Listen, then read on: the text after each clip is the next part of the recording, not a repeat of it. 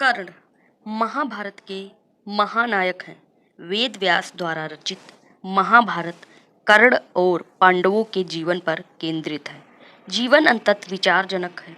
कर्ण महाभारत के सर्वश्रेष्ठ धनुर्धारियों में से एक थे। कर्ण 6 पांडवों में सबसे बड़े थे। भगवान परशुराम ने स्वयं कर्ण की श्रेष्ठता को भी स्वीकार किया था।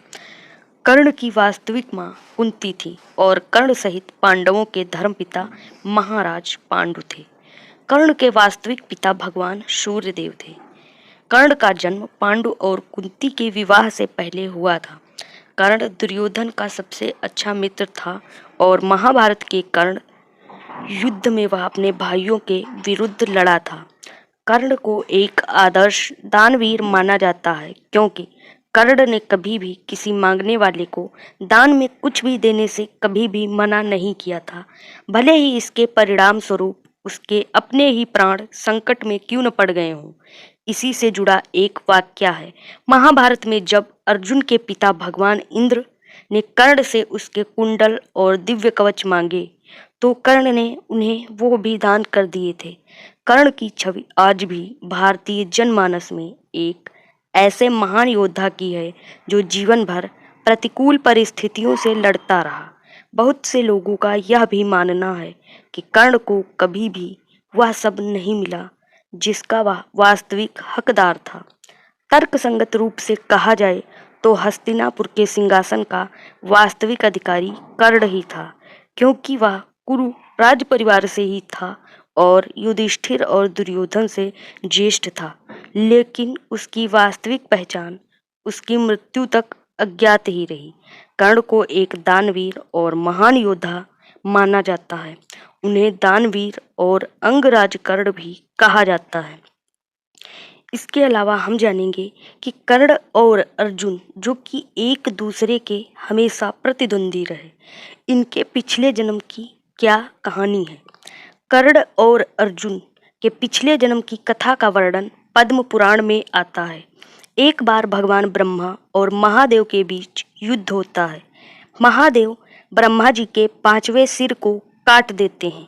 क्रोधित ब्रह्मदेव के शरीर से पसीना निकलता है और उस पसीने से एक वीर योद्धा उत्पन्न होता है जो स्वेद से जन्मा, इसलिए उसको स्वेदज के नाम से जाना जाता है।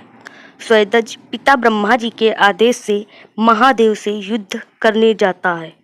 महादेव भगवान विष्णु के पास क्रोधित ब्रह्मा द्वारा जन्म लेने वाले स्वेदज का कुछ उपाय बताने को कहते हैं।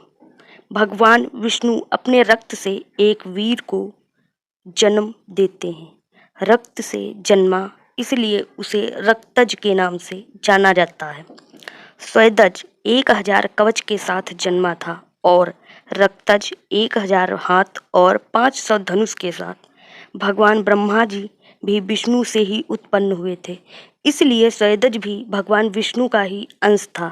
स्वेदज और रक्तज का भयंकर युद्ध होता है। स्वेदज रक्तज के 998 हाथ काट देता है और 500 धनुष तोड़ देता है। वहीं रक्तज स्वेदज के 999 कवच तोड़ देता है और रक्तज बस हारने ही वाला होता है कि भगवान विष्णु समझ जाते हैं कि रक्तज स्वेदज से हार जाएगा, इसलिए वे युद्ध को शांत करवाते हैं। स्वेदज दानवीरता दिखाते हुए रक्तज को जीवन दान देता है। भगवान विष्णु स्वेदज की जवाबदेही सूर्य नारायण को सौंपते हैं और रक्तज को इंद्रदेव को वचन देते हैं कि अगले जन्म में रक्तज अपने प्रतिद्वंदी स्वेदज का वध अवश्य करेगा। द्वापर युग में रक्तज अर्जुन और स्वेदज कर्ण के रूप में जन्म लेते हैं और अर्जुन अपने सबसे महान प्रतिद्वंदी कर्ण की युद्ध के नियमों के विरुद्ध हत्या करते हैं। वैसे आपको जानकारी कैसी लगी कमेंट बॉक्स में ज़रूर बताइएगा और ऐसी ही अनोखी और अपनी धार्मिक जानकारी के लिए चैनल को सब्सक्राइब कर लीजिएगा। जय श्री राम, धन्यवाद, जय हिंद।